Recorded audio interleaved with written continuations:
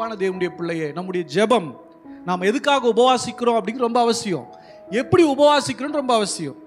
ஒருவேளை உங்கள் ஜெபம் மடியில் விழாதபடிக்கு உங்கள் ஜெபம் நிந்தையும் அவமானத்தை, உபவாச ஜெபம் நிந்தையும் அவமானத்தை கொண்டு வரக்கூடாதுன்னா நான் எப்படி இருக்கிறேங்கிறத பார்க்கணும்.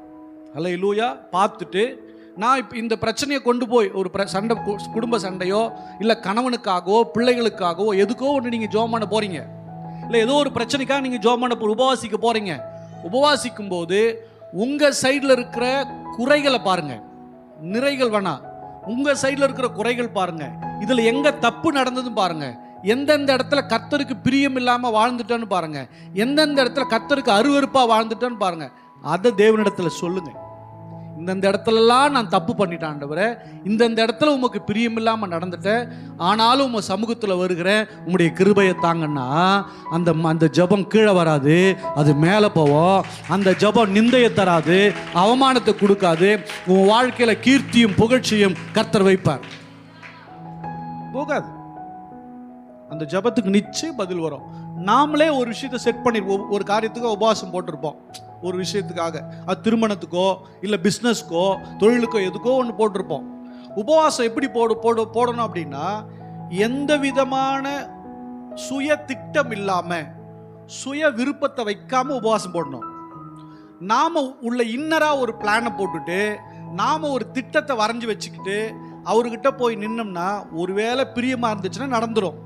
அப்படி இல்லைன்னா அந்த பிளான் சக்ஸஸ் ஆகாது, அந்த ஜெபம் திரும்ப விழுந்துடும். அல்லேலூயா, அல்லேலூயா. உபவாச ஜெபம் நீங்கள் கேட்குறது கர்த்தருக்கு பிரியம், அது திட்டம்னா நீங்கள் ரொம்ப போராட வேண்டிய அவசியம் இருக்காது. தேவனை ப்ரைஸ் பண்ணால் போதும். ஒரே ஒரு முறை அந்த உபவாச ஜெபத்தில் ஒரே ஒரு முறை சொன்னால் போதும். சில நேரம் சொல்லவே தேவையில்லை, அது நடந்துடும்.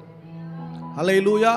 அந்த உபவாச ஜெபத்தை நம்ம என்ன பண்ணிட்டோம்னா, செய்யும் செய்யும் செய்யும் தாரம் தாரம் தாரம் அப்படி தான் இருக்கும். நிறைய பேர் உபவாசத்தை போட்டு ஆண்டவரே எனக்கு தாரம், எனக்கு தாரம், எனக்கு உயர்த்தம், எனக்கு பணத்தை கொடுங்க, இதை கொடுங்க, அதை கொடுங்க, இதெல்லாம் நீ கேட்கவே தேவையில்லை.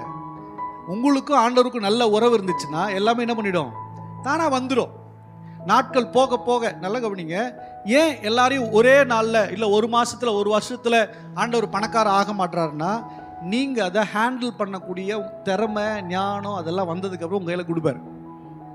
அல்லேலூயா, அல்லேலூயா.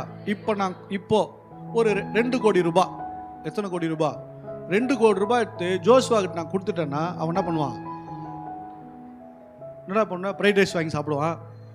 என்னடா நல்ல பேண்ட் ஷர்ட் எடுத்துக்குவான், வண்டி எடுத்துக்குவான், என்ன போகும்போது வரும்போது அப்படியே ஜாலியாக போவான், கண்ணாடி வாங்கி போட்டுக்குவான். என்ன பண்ணுவான்? ஆனால் அவனால் என்ன பண்ண தெரியுமா? என்ன பண்ணுவேன்? 2 கோடி ரூபாய் கொடுத்தா என்ன பண்ணுவேன்? என்ன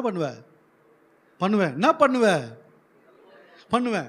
அவனை எல்லாம் பேசி முடிச்சா கடைசி என்ன சொன்னோமோ அதை மட்டும் கரெக்டாக சொல்லுவான்.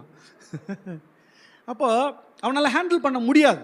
அப்போ தேவன் நம்மக்கிட்ட சில பொறுப்புகள், சில ஆசீர்வாதங்கள், சில மேன்மைகளை அவர் கொடுக்க விரும்புகிறார். அது எப்போ நமக்கு ஹேண்டில் பண்ண தெரியுதோ அப்பொழுது அது என்ன ஆகிடும்? தானாக வந்து விழுந்துடும் உங்கள் கையில். அல்லேலூயா. ஆனால் எதற்காகவும் நீங்கள் போராட வேண்டிய அவசியம் இல்லை.